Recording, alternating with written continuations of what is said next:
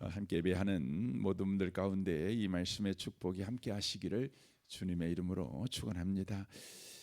이 본문 말씀은 예수님께서 하시고 계신 말씀입니다. 이 말씀을 여러분 공자가 했다면 이 말씀은 윤리적인 말씀이 될 것입니다. 석가모니가 했다면 그것도 또한 윤리적인 말씀에 불과할 것입니다. 하지만 이 말씀을 예수님이 하셨습니다.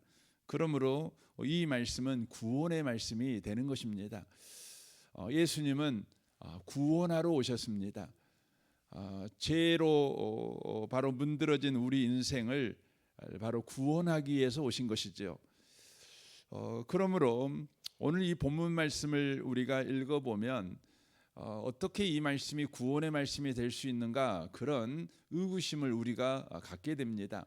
왜냐하면 간음하지 말라 이 말씀만으로도 우리가 찔림이 있을 것인데, 음욕을 품는 자마다 이미 간음했다 이렇게 말씀을 하시고 있기 때문에 그렇습니다. 그러니까 훨씬 더 강화된 바로 윤리, 훨씬 더 강화된 바로 율법을 말씀을 하고 계시는 것이죠. 그런데 이 말씀이 우리에게 구원의 말씀이 되는 이유는 이 말씀을 가지고 십자가에 매어 달리신 예수 앞으로 가지고 갈 때에 바로 이 말씀이 우리에게 구원의 말씀이구나, 이것을 저와 여러분이 바로 확인할 수 있게 된다고 하는 것이죠. 십자가의 예수, 바로 이 말씀을 통해 십자가의 예수가 우리를 죄에서 어떻게 구원하셨는가를 바로 자세하게, 바로 상세하게 우리에게 말씀하고 있는 내용이라고 하는 것이죠. 십자가의 예수님께서 바로 29절부터 30절에 말씀하는 이 말씀대로 십자가에서 바로 우리를 대신해서 바로 못 박혀 죽으신 바로 분이시라는 것을 우리가 알게 됩니다. 눈과 손의 심판, 바로 예수께서 십자가에서 대신 담당하셨다고 하는 것입니다. 그래서 이사야 선지자는 그가 찔림은 우리의 허물이 때문이요 그가 상함은 우리의 죄악 때문이라 라고 말합니다. 그가 징계를 받음으로 우리는 평화를 누리고 그가 채찍에 맞음으로 우리는 나음을 받았도다 라고 말하고 있는 것이죠. 그러므로 저와 여러분은 바로 이와 같은 죄 가운데서 바로 해방된 자라고 하는 것입니다. 구원받은 자라고 하는 것입니다. 이제 구원받은 우리는 어떻게 살아야 되는 것입니까? 주님께서 간음하는 현장에 잡힌 여자에게 말씀하신 말씀을 오늘날 저와 여러분에게도 하고 계시는 것이죠. 나도 너를 정죄하지 아니하노니 가서 다시는 죄를 범하지 말라라고 말씀하십니다. 나도 너를 정죄하지 않는다. 내가 바로 너의 죄를 대신 짊어졌다. 이게 함의된 바로 선포의 말씀이죠. 그러니까 너는 내 안에 있으니 다시는 정죄함이 없어, 이런 의미죠. 내가 너의 죄를 대신해서 십자가에서 모든 죄값을 치렀으므로 너는 더 이상 그 죄에 대한 값을 치를 것이 없어, 이런 의미의 말입니다. 이 말은 너는 더 이상 이 죄 안 지어, 이 말은 아닙니다. 너희가 그런 죄를 지었고 또 앞으로도 지을 것이지만 그럼에도 불구하고 그 죄에 대한 값은 네가 받지 않아, 이런 의미라는 것이죠. 그래서 주님이 그 다음 이야기를 하는 것이죠. 다시는 죄를 범하지 말라라고 말씀하고 계시는 것입니다. 네가 죄의 값을 받지 않는다고 그래서 네가 그 은혜를 또 죄 짓는 데 쓰면 안 돼라고 말하고 있는 것이죠. 네가 죄값을 받지 않는 은혜를 받았으니 이제 더 이상 그 죄도 짓지 말고 살아. 너의 인생을 이제 그 은혜를 받았으니 그 은혜에 합당한 삶을 살아가. 죄값을 받지 않는다고 그래서 또 죄를 짓는, 개가 토한 것을 또 먹는 것처럼 그렇게 네 인생을 허비하지 마, 방탕에 빠뜨리지 마, 그렇게 말씀을 하고 계시는 것이죠. 이제 은혜에 걸맞는 삶을 살아가라. 거룩한 삶으로 초대하고 있는 것이죠. 사랑하는 성도 여러분, 우리는 예수 믿었습니다. 주의 은혜가 우리를 바로 구원하셨습니다. 이제 우리는 그 은혜로 구원받은 자답게 우리는 살아가야 되는 바로 자라고 하는 것이죠. 이 거룩으로의 초대를 받은 저와 여러분이 어떻게 이 거룩한 삶을 살아갈 수 있냐는 것이죠. 성경은 이 요한복음 4장에서 이 우물가의 여인, 그 사마리아 여인을 통해서 이 부분을 우리에게 그 말씀해 주는 것이죠. 이 사마리아 여인은 끊임없이 바로 갈증 가운데 있는 여자가 아닙니까? 목마름 가운데 있는 여자가 아니겠습니까? 그러니까 삶에 만족이 없는 것입니다. 여러분, 모든 인생은 만족이 없습니다. 여러분과 제가 어떤 소원을 갖는데 그 소원이 이루어졌다고 그래서 만족하느냐? 인간은 절대 만족하지 못합니다. 또 다른 바로 소원을 우리는 갖게 되는 것이죠. 우리가 늘 흔히 하는 표현이 이런 표현이죠. 지금 죽어도 여한이 없다, 이렇게 말하지만 그 다음 날부터 그 다음 날이 되면 또 살고 싶어요. 왜냐하면 또 갖고 싶은 게 생겼기 때문에. 그렇죠. 인간은 그렇습니다. 이 사마리아 여인이 그렇습니다. 그래서 첫 번째 남자와 결혼을 했지만 만족을 못하지요. 그래서 두 번째, 세 번째, 네 번째, 다섯 번째 이렇게 결혼을 하게 됩니다. 그러나 그의 목마름이 해결이 되지 않지요. 그래서 어떻게 합니까? 그는 이제 다섯 번째 남자와 또 이혼을 하지요. 그리고는 이제 그가 또 다른 남자를 찾아갑니다. 그러나 이제 그가 자기의 목마름이 해결될 수 없다는 걸 알지요. 그는 그 목마름을 해결할 수 없는 자신의 처지에 대해서 체념을 합니다. 체념하죠. 인생이 다 그런 거지 뭐 그러는 거죠. 그럼에도 불구하고 목구멍이 포도청이라 먹고 사는 문제는 해결해야 되니까 또 동거를 하는 것이죠.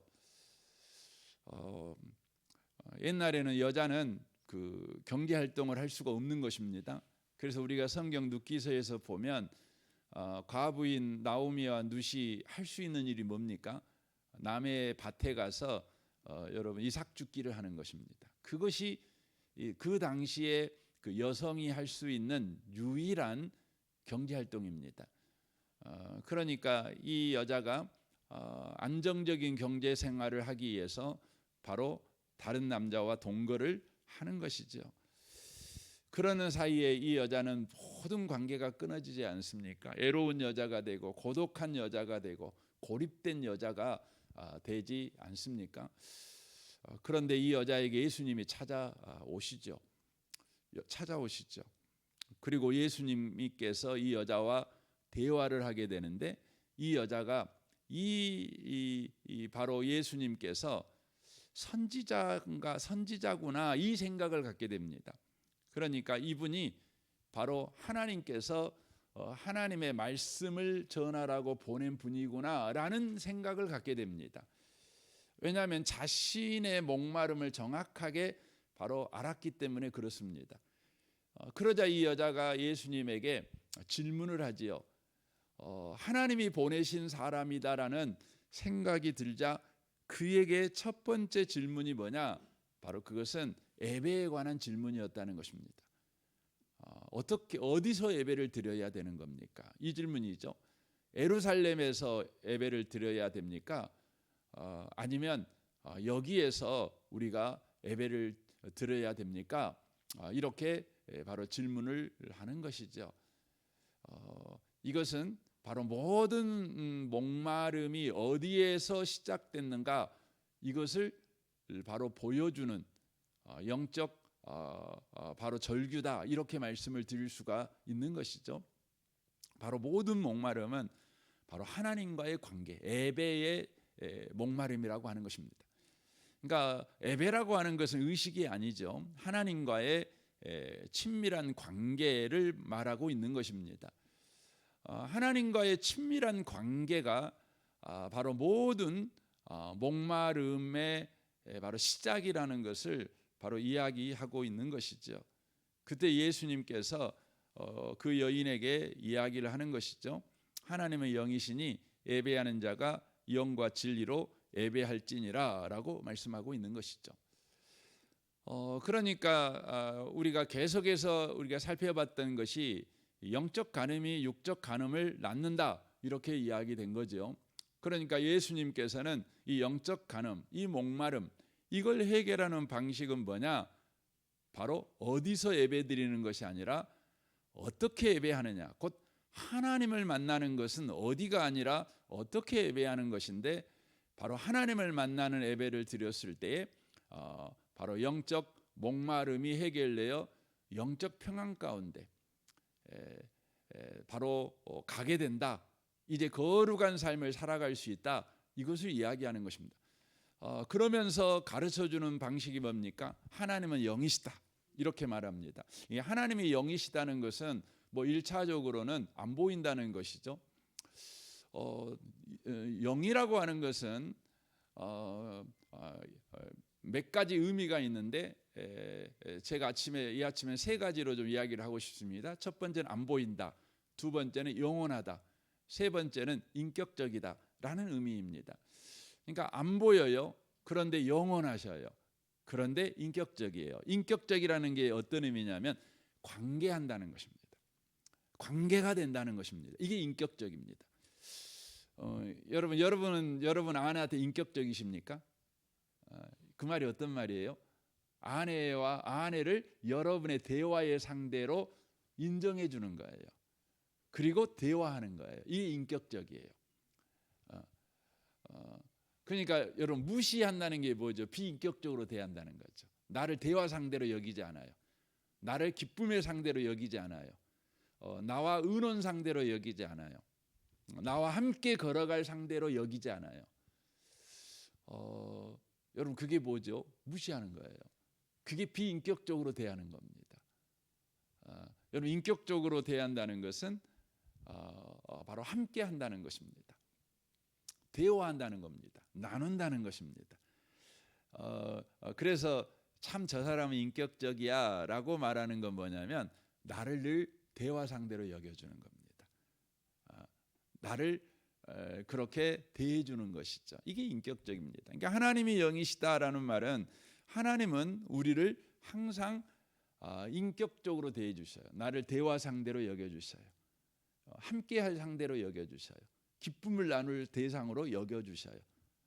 의논할 대상으로 여겨 주셔요. 이게 하나님은 영이시다는 것이죠. 이 말은 한마디로 말하면 하나님 나를 만나 주신다는 거죠. 만나 주신다는 거죠. 근데 만나 주신다는 건 하나님이 그냥 어쩔 수 없이 만나 준다는 거 의미가 아니라 인격적이라는 영이라는 의미는 하나님께서 나를 인격적으로 만난다는 의미인데 이것을 가장 잘 표현하는 성경이 스바냐 3장 20절이잖아요. 하나님이 나를 만날 때 기쁨을 이기지 못해. 이게 영이시라는 것이죠. 그러니까 하나님은 나를 만나실 때 너무 좋아해요. 행복해요. 여러분 그 수준이 안 된 사람하고 만나면 기쁩니까? 별로 그러잖아요. 뭐 만나도 되고 안 만나도 되니까 뭐 영구영 할 수 있잖아요. 그 여러분 대화 상대가 아닌 사람하고 만나면 괜히 만났어 이런 생각할 수 있잖아요. 함께 갈 수 없는 사람하고 여러분 여행을 가보세요. 그거 정말 고통스럽잖아요. 고통스럽잖아요. 근데 그 하나님은 안 그러셔요. 왜냐하면 인격적이시라. 그래서 여러분과 저를 만나는 걸 너무너무 좋아하셔요. 그래서 하나님의 소원은 뭐냐면 우리를 만나는 거예요. 하나님이 즐겁게 우리를 만나주 우리도 하나님 앞에 나올 때 즐겁게 나오기를 원하셔요. 하나님이 우리를 볼 때마다 그냥 너무너무 사랑하시듯이 우리가 하나님을 만날 때 그렇게 하나님을 사랑스럽게 여기며 만나기를 원하셔요. 이게 하나님이 영이시라는 의미입니다. 그래서 영이다 그 말은 하나님은 인격적이셔서 하나님은 우리를 만나신다. 기쁨을 이기지 못한다. 우리도 그 하나님을 만나야 된다. 그러니까 예배라고 하는 것은 하나님을 기쁘게 만나는 거다. 이 의미입니다. 나를 기뻐하시는 주님을 만나는 것이다. 나와 한 팀이 되기를 원하는 주님을 만나는 것이다. 이런 것입니다. 근데 어떻게 만납니까? 보니까 예배하는 자가 그렇죠. 그분을 만나는 자가 이렇게 표현하는 게 더 좋습니다. 만나는 자다 이런 표현이죠. 그러니까 우리는 이제 그 장로교지 않습니까? 이걸 개신교 이렇게 이야기하죠. 이제 카톨릭하고 우리하고 큰 차이가 뭐냐면 예배를 대하는 태도입니다. 우리는 예배를 미팅으로 봅니다. 만남으로 봅니다. 그런데 카톨릭에서는 예배를 뭘로 보냐면 미사로 보죠. 미사라고 그럽니다. 미사를 예배라고 하는데 우리가 크리스마스 할 때 그 마스가 미사거든요. 그 라틴어에서 나온 것입니다. 그런데 그 미사가 어떤 의미냐면 전례를 따른 의식이라는 의미입니다. 전례를 따른 의식입니다. 그러니까 우리가 생각하는 우리 문화에서 생각하는 미사의 가장 쉬운 것이 뭐냐면 제사입니다. 제사 같은 것입니다. 그래서 여러분 제사는 그 순서가 엄격하잖아요. 또 이렇게 앞에 제사상을 차릴 때에도 저는 한 번도 안 해봐가지고 잘 모르고 뭐 동쪽에는 뭘 두고 서쪽에는 뭘 두고 이런 거 있잖아요. 이 뭐 동보 뭐라 그러던데 있더라고요. 이걸 정확하게 놔야 되잖아요. 그리고 순서를 따라서 제사를 이렇게 드려야 되잖아요. 그래서 카톨릭은 순서가 굉장히 중요해요. 그래서 카톨릭은 이제 사제라고 그러죠. 이 신부가 미사를 집례할 때 어떤 성경을 가지고 강론을 해야 될지, 그리고 어떤 강론의 내용을 어떻게 해야 될지가 이미 다 정해져 있어요. 몇백 년치가 다 정해져 있어요. 예. 그냥 그대로 하면 되는 거예요. 찬송가는 몇 장을 해야 되고 성경은 어디를 읽어야 되고 어떤 걸 강론해야 되고 이렇게 다 정해져 있는 겁니다. 이게 순서적으로 다 정해져 있는 겁니다. 그러니까 가톨릭의 미사는 어떤 개념이 강하냐면 하나님께 제사를 드리는 거예요. 이렇게 드리는 거예요. 그래서 이제 우리도 기도할 때 이런 기도를 할 때 있죠. 하나님 우리 예배를 받아주시옵소서 이렇게 하잖아요. 그건 어떤 의미로는 제사라는 의식을 갖고 있는 거예요. 구약적 의미입니다. 그러나 여러분 우리 개신교의 예배에 대한 개념은 뭐냐면 만남이에요. 그래서 하나님의 예배를 받아주십시오. 우리는 사실 그렇게 기도하는 것이 그렇게 기도하지 마시오. 이렇게 저희가 그건 이단이요 이렇게 말할 수는 없지만 우리가 하나님의 예배를 받아주십시오 이렇게 기도할 때에 여러분과 제가 그 기도가 구약적인 기도구나 이건 알아야 돼요. 우리는 기도할 때 하나님 이 예배를 받아주십시오 하지 않고 이 예배 가운데서 임재해 계신 주님을 우리가 만나기를 원합니다. 그게 더 합당하지요.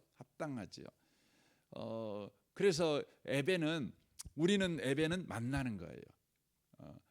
만남이에요. 교제예요. 그러나 카톨릭이나 다른 모든 종교들의 예배는 다 드리는 거예요. 이렇게. 그래서 거기서 중요한 게 뭐죠? 여러분 드릴 때 중요한 게 뭐죠? 정성이 중요한 거예요. 여러분 만날 때 중요한 게 뭐죠? 여러분 관계할 때 가장 중요한 게 뭐예요? 믿음과 사랑이에요. 그렇죠? 여러분 사람을 만났어요. 그 사람 사이에 가장 중요한 게 뭐예요? 믿음과 사랑이에요. 언제 두 사람의 만남이 편해요? 누군가 만나면 불편스럽죠. 그건 뭐냐면 믿음과 사랑이 없어서 그래요. 믿음이 뭐냐 그러면 기대는 거거든요. 기대는 거예요. 사랑은 뭐예요? 품는 거죠. 기대고 품는 거예요. 그러니까 우리 꼭 그런 거 똑같아요. 사랑하는 사람을 만나면은요, 이렇게 안아주잖아요. 안아주는 것은 뭐예요? 기대는 그 사람한테 기대고, 그러면 우리 신랑 신부가 만나면 신부가 기대면 신랑을 이렇게 안아주잖아요. 그렇잖아요. 얼마나 아름다운 모습입니까? 그렇죠. 그러니까 우리 예배에서 가장 중요한 것은 여러분 우리가 얼마나 정성스럽게 예배를 드리느냐 이게 아니라 믿음과 사랑으로 드리느냐 이것이 바로 중요한 것입니다. 근데 그 예배는 사실 우리가 만들어낼 수 없죠. 믿음은 인간에게 속한 게 아니에요. 죄인된 인간에게 속한 게 아니에요. 또 사랑도 죄인된 인간에게 속한 것이 아니죠. 그것은 하나님께 속한 것입니다. 그래서 하나님과 만남을 하기 위해서 우리에게 반드시 뭐가 필요하냐면 하나님의 도움이 필요합니다. 그 도움이 뭡니까? 하나님의 도움을 여기서는 성령으로 표현해요. 자가 영과 성령의 도움이 필요한 것입니다. 성령만이 우리로 하여금 하나님 앞에 즐거이 나아가게 만들어요. 바로 믿음을 가지고 사랑을 가지고 아니 하나님이 나를 믿어주신다, 하나님이 나를 사랑한다, 바로 이 믿음을 가지고 이 바로 사랑에 대한 반응을 가지고 주님 앞에 나아가게 하는 것이죠. 나아가게 하는 것이죠. 그랬을 때 우리는 주님을 만나는 것입니다. 근데 주님을 만난다고 할 때 영이라고 그러셨잖아요. 영이신 주님을 우리는 어떻게 만납니까? 여기에 그렇죠. 진리로 만나는 것입니다. 진리로 만나는 것입니다. 그러니까 성령의 도움을 받아 진리를 만나는 것이 뭐냐? 그게 바로 하나님을 만난 것입니다. 그래서 성경에서 진리는 어떤 개념이나 좋은 말씀이 아니라 또 옳은 말씀이 아니라 예수님 자신이라고 말씀하십니다. 예수님 자신이에요. 그래서 예수님은 요한복음 14장 6절에서 내가 곧 길이요 진리요 그렇게 말씀하잖아요. 예수님이 진리셔요. 예수님이 하나님이셔요. 예수님이 바로 인격이신 하나님이셔요. 그래서 성령을 의지해서 예수님을 만날 때 하나님을 만난 것이죠. 근데 예수님을 만난다고 할 때 여러분 예수님은 지금 안 보이시잖아요. 안 보이시죠? 근데 어떻게 예수님을 만난 것이 되는 겁니까? 그 부분을 잘 설명해 주는 것이 뭐냐면 누가복음 24장에 엠마오로 내려가는 두 제자예요. 엠마오로 두 제자가 내려가 버립니다. 예수님께서 십자가에 죽으시고 그리고 부활했다는 소문을 그들이 듣기는 했어요. 그러나 그들은 두려워서 고향으로 내려가 버리죠. 근데 예수님께서 고향에 내려가는 그 두 제자에게 이렇게 오시게 되죠. 오셔가지고요 같이 밥도 먹고 같이 대화도 합니다. 대화도 하는데요 예수님인지 몰라요. 그러니까 예수님이 옆에 있지만 예수님을 모르면 그건 만났다고 말할 수는 없지요. 그거 만난 것이 아니죠. 만났다고 할 수가 없는 거예요. 그래서 여전히 그 예수님하고 대화도 해요. 그래서 어떻게 죽은 자가 예수님이 살아났다는 소문은 듣긴 했는데 어떻게 죽은 자가 어떻게 살아날 수가 있겠습니까? 이런 이야기를 하는 거죠. 그래서 여전히 자기들은 두렵다는 것이죠. 그때 예수님께서 어떻게 하십니까? 27절에 보면 이에 모세와 모든 선지자의 글로 시작하여 모든 성경에 쓴 바 자기에 관한 것을 자세히 설명하니라 이렇게 말씀합니다. 성경을 가지고 예수님께서 설명을 해요. 이게 예수님이다. 예수야. 예수가 부활해. 예수님이 십자가에 못 박혀 죽은 건 우리의 죄 대신 때문에 죽은 것이고 그분은 3일 만에 부활하셔서 우리의 주와 그리스도가 되셔. 이렇게 성경에 쭉 이야기를 이렇게 하는 것입니다. 지금 예수님께서 엠마오로 내려간 두 제자에게 뭐 하고 있는 것과 똑같죠. 예배 시간에 설교하는 것과 똑같아요. 여러분 목사님들의 설교의 핵심은 뭐예요? 성경을 가지고 예수님이 구원자라는 걸 전해주는 거예요. 이게 복음이죠. 복음이죠. 예수님이 부활하셨다. 예수님이 지금 우리를 다스리고 계신다. 이게 설교의 핵심이에요. 이게 설교는 우리에게 윤리적으로 이렇게 사십시오, 저렇게 사십시오, 착한 사람이 되십시오 이게 아니고, 설교에 복음이 빠져버리면 그건 설교가 아니죠. 그건 율법을 말하는 것이죠. 예수 그리스도, 예수가 누구신가, 예수님이 우리를 어떻게 구원하셨는가, 이걸 이야기하는 것이죠. 이들이 이 설교를 듣습니다. 그리고 예수님께서 어떻게 해요? 호련히 사라지십니다. 그런데 32절에 보면 그들이 이렇게 말씀하십니다. 그들의 눈이 밝아져 그인 줄 알아보더니 예수는 그들에게 보이지 아니하신지라. 그들이 서로 말하되 길에서 우리에게 말씀하시고 우리에게 성령을 풀어 주실 때 우리 속에서 마음이 뜨겁지 아니하더냐, 이렇게 말합니다. 그러니까 예수님이 하나님이시다 이렇게 풀어줄 때요, 마음이 뜨거웠대요. 그때서 비로소 누구를 만난 거예요? 예수님을 만난 거예요. 그러니까 예수님하고 밥 먹고 예수님하고 같이 동행하고, 분명히 예수님은 함께 했어요. 여러분, 우리 예배 가운데 주님이 계신 줄 믿으시기 바랍니다. 근데 예수님이 계시지만 예수님이 계신 줄 몰라요. 여러분, 예배의 시작은요, 주님이 먼저 오셔서 우리를 초대하니까 예배가 가능한 거예요. 그런데 우리는 예배 가운데 주님이 계신다는 걸 못 느끼죠. 몰라요. 근데 언제 알아요?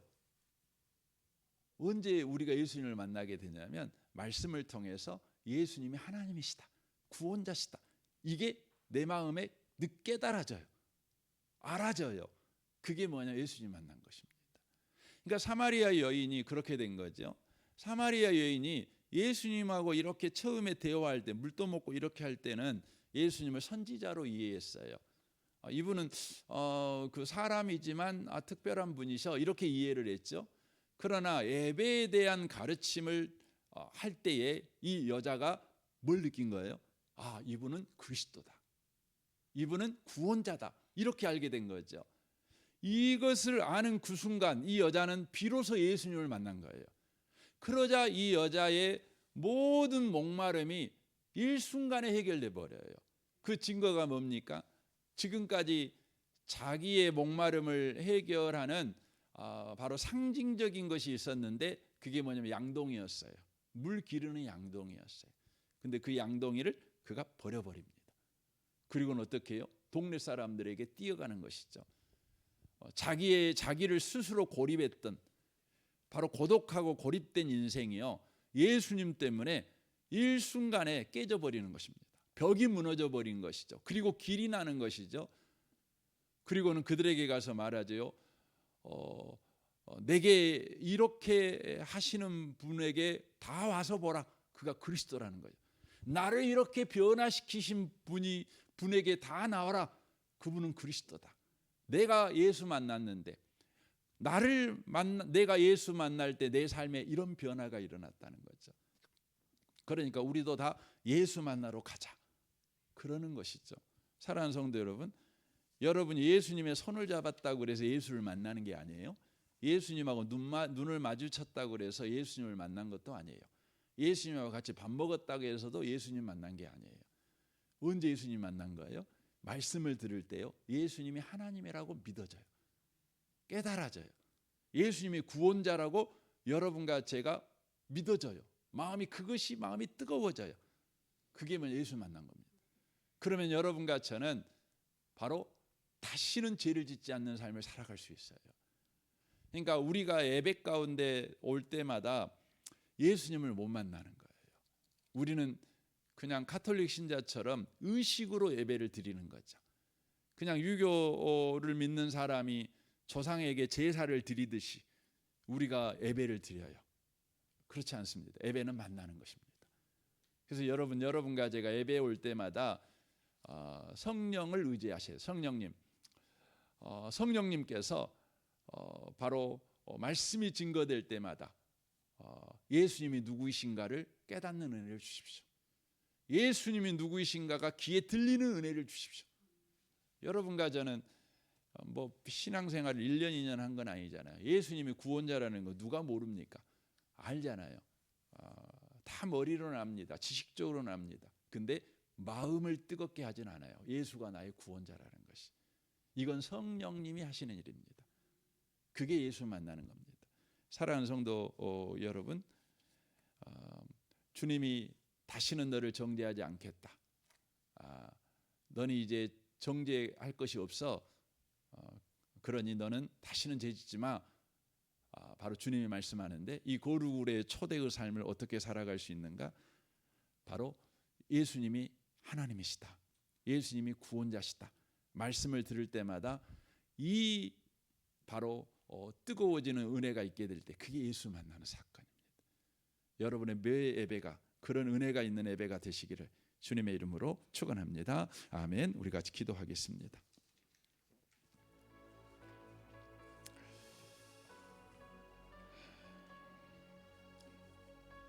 주님, 우리 예배가 예수님이 그리스도시오, 예수님이 구원자시오, 예수님이 하나님이시오, 예수님이 우리와 함께 하시는 하나님의 아들이요, 이 놀라운 진리가 우리 가운데 알아지게 하시고, 진리를 알지니 진리가 너희를 자유케 하리라. 바로 이 은혜를 누려가는 우리가 되게 하옵소서. 주님, 우리의 예배가 의식이 되지 않게 하시고, 우리의 정성이 되지 않게 하시고, 우리의 예배가 주님의 은혜, 성령의 역사로 항상 주님을 만나는, 주님이 누구이신가를 알아가는 마음이 뜨거워지는 예배가 되게 하옵소서.